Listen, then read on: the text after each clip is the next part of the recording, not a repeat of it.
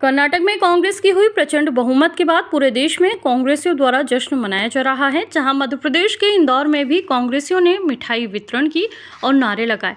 मध्य प्रदेश में आई हुई सत्ता हाथ से जाने के बाद कांग्रेस एक बार फिर सत्ता में काबिज होना चाहती है। कर्नाटक चुनाव के आज परिणाम आने के बाद कांग्रेस पार्टी के लोगों का आत्मविश्वास बढ़ गया है और वह मध्य प्रदेश में भी अब भविष्य में कांग्रेस की सरकार अपने को लेकर योजनाओं पर कार्य कर रहे हैं। वहीं कर्नाटक की प्रचंड जीत पर आज इंदौर के छावनी चौराहा पर कांग्रेस नेता पिंटू जोशी के नेतृत्व में लोगों को मिठाई खिलाई गई व उत्साह मनाया गया।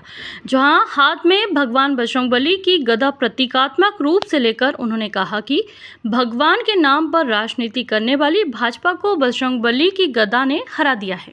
भगवान श्री हनुमान का नाम का दुरुपयोग करने वाली भारतीय जनता पार्टी को भगवान श्री हनुमान जी ने सजा दी है।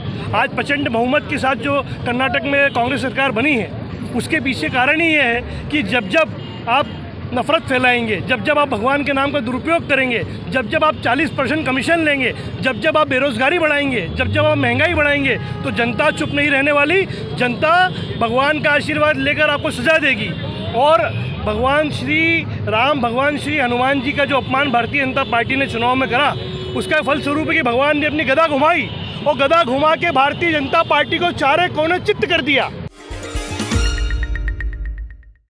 भारत के कर्नाटक में कांग्रेस की एक बहुमत सरकार बनने पर प्रदेश भर में कांग्रेस द्वारा खुशी जाहिर की जा रही है। तो वहीं मध्य प्रदेश के पूर्व मंत्री और कांग्रेसी विधायक जीतू पटवारी द्वारा कर्नाटक जनता का आभार व्यक्त करते हुए भाजपा पर आरोप लगाया कि जो भी धर्म के आधार पर बांटने की कोशिश करता है उसकी सरकार ज़्यादा दिन तक नहीं चलती। कर्नाटक में पहले भी कांग्रेस की सरकार थी जिसे भाजपा ने तोड़ा और आज फिर दोबारा से जनता ने कांग्रेस का साथ देकर उसे फिर सत्ता सौंप दी। जीतू पटवारी ने कहा कि कर्नाटक में कांग्रेस की सरकार थी, उस समय भाजपा द्वारा नोटों के आधार पर कांग्रेस की सरकार को कर्नाटक में लूटा गया था और आज एक बार फिर से कर्नाटक की जनता ने कांग्रेस की सरकार बनाने में सहयोग किया है। एकता और सौहार्द बिगाड़ने वाली भाजपा को जनता ने आईना दिखा दिया कि देश प्रेम और सद्भावना से चलता है। देश ने एक अलग तरह की पार्टी, जिसने देश को ये समझाने की कोशिश की थी कि हम लोगों से डिफरेंट है और पार्टियों से डिफरेंट है। उसने कहा कि हम दूसरों से ज़्यादा करप्ट है, लोकतंत्र की हत्या करना चाहते हैं और हम बातें करते हैं, काम नहीं करते, नफरत और घृणा फैलाते हैं। उसके खिलाफ कर्नाटक का नतीजा है। कर्नाटक में पिछली सरकार कांग्रेस की थी, बीजेपी ने लूटी थी, वापस जनता ने लूटी हुई सरकार कांग्रेस को देने के लिए प्रयास चल रहा है।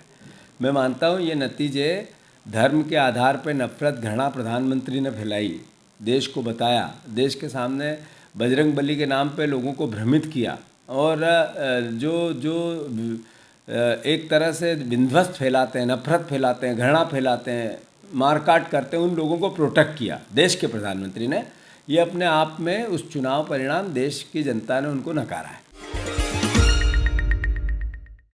13 मई को इंदौर की जिला कोर्ट में लोक अदालत का आयोजन किया गया, जिसमें सैकड़ों लंबित प्रकरणों पर रजामंदी के साथ निराकरण किया गया। वहीं इस लोक अदालत में पहली बार यातायात पुलिस विभाग की भी लोक अदालत लगाई गई, जिसमें यातायात से संबंधित कई लंबित प्रकरणों पर अधिकारियों ने सुनवाई की। दरअसल जिला लोक अदालत में पहली बार यातायात पुलिस विभाग के निवेदन पर इस बार यातायात को लेकर यातायात लोक अदालत का आयोजन किया गया, जिसमें ट्रैफिक सिग्नल नियम तोड़ने वाले वाहन चालकों के मामलों का निपटान किया गया। वहीं यातायात निरीक्षक राजेंद्र शुक्ला ने बताया कि पहली बार आयोजित यातायात लोक अदालत को अच्छा रिस्पांस भी देखने को मिल रहा है।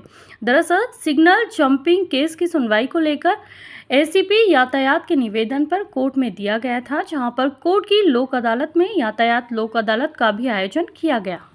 अपने इंदौर में पहली बार ट्रैफिक पुलिस जो है लोक अदालत में आई है। किस तरह का निपटारा इसमें किया जाए? इसमें जो सिग्नल जंपिंग है, जिन लोगों ने सिग्नल को तोड़ा है उनके RLVD अपना जो अपने लाल बत्ती चौराहे को क्रॉस करके निकल गए, उनके चालान है। और श्रीमान हमारे ACP साहब और CGM साहब के निर्देशन में न्यायालय ने अनुमति दी है, तो न्यायालय के आदेश पर नोटिस जारी किए हैं और लगभग 4500 नोटिस अभी जारी किए हैं शुरुआत में। इंदौर में लगातार बदमाशों द्वारा अवैध वसूली और डरा धमकाकर व्यापारियों को परेशान करने के मामले सामने आ रहे हैं। एक ऐसा ही ताजा मामले में लसूड़िया थाना क्षेत्र में कुछ बदमाशों द्वारा होटल मैनेजर को फ्री में रूम बुक करने के साथ ही लड़की की मांग की गई, जिस पर से पुलिस ने प्रकरण दर्ज कर बदमाशों की तलाश शुरू कर दी है। इंदौर के लसूड़िया थाना क्षेत्र स्थित स्कीम नंबर 78 में होटल कंफर्ट मेडोज पे मैनेजर अरविंद मालवी द्वारा पुलिस को शिकायत दर्ज कराई गई कि देर रात 11 बजे होटल में अरुण गोलू व अन्य साथियों के साथ होटल में पहुंचे थे और मैनेजर सहित होटल के अन्य कर्मचारियों के साथ बदसलूकी करते हुए फ्री में रूम बुक करने के साथ ही गले में रखे 15,000 रुपये नगद मांगने लगे और धमकी दी कि होटल के मालिक को कहना कि 10,000 हफ्ता चालू कर दे और इसी के साथ होटल में लड़की भी उपलब्ध कराए और यदि तुमने लड़की नहीं दी तो जो लड़की के साथ काम करते हैं वह हम तुम्हारे साथ करेंगे। इस तरह की धमकी मिलने के बाद पूरे मामले में होटल मैनेजर अरविंद द्वारा पूरे मामले में लसूड़िया थाने पर शिकायत दर्ज कराई गई है। पुलिस ने शिकायत के आधार पर प्रकरण दर्ज कर होटल में लगे सीसीटीवी फुटेज के आधार पर आरोपियों की तलाश शुरू कर दी है। थाना लसूड़िया का मैटर है जिसमें कुछ लोग जो है होटल में घुस करके, होटल कंफर्ट मीडोज है वहाँ घुस करके इन्होंने वहाँ पर होटल में जो है फ्री में रूम मांगा, उसके बाद कुछ पैसे की भी डिमांड की और इसमें जो है उनसे उनकी गाली गलौज और अन्य गैर कानूनी हरकतें की, जिस पे जब पुलिस के संज्ञान में होटल मालिक के द्वारा लाया गया, होटल के संचालक के द्वारा लाया गया, तो पुलिस ने इसमें लसूड़िया थाने पर इसमें अपराध पंजीबद्ध किया। घटना इंडस्ट्रियल एरिया में कागज डिस्पोजल आइटम की फैक्ट्री संचालित करने वाले सोमचंद जैन ने थाने पहुंचकर शिकायत दर्ज कराई थी कि उनके यहां अर्जुन माली नामक कर्मचारी काम करता था, जिसे कुछ समय पूर्व नौकरी से निकाल दिया गया था। वहीं उसके बाद वह कंपनी से स्क्रैप आइटम खरीदता था, लेकिन कुछ पैसे बकाया होने के चलते उसे स्क्रैप नहीं दिया गया, जिससे खफा होकर आरोपी कर्मचारी अर्जुन माली अपने घर गया और एक पेट्रोल की बोतल लाकर अपने मालिक सोमचंद जैन के ऊपर डाल दी और उन्हें आग लगाने वाला था। उसके पहले सोमचंद जैन अर्जुन माली को धक्का दिया और वहां से भाग गए।